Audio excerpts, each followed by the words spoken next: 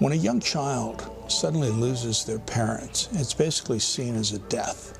It's the absolute worst trauma that a child could have. Okay? This is something that is known. This is something that has been talked about.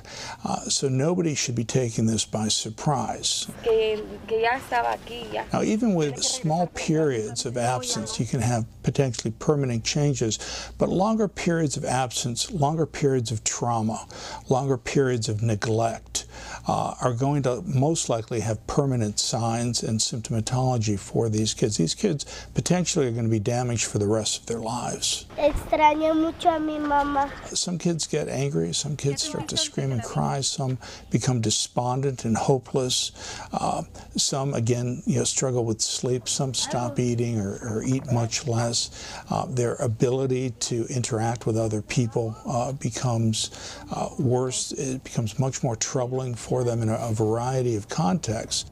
With many of these kids, they might develop a fear of leaving their parents, school refusals, anxiety disorders, more long-standing post-traumatic symptoms, a fear of interacting with strangers, but most notably, a fear of impending doom of what's going to happen to their parents next.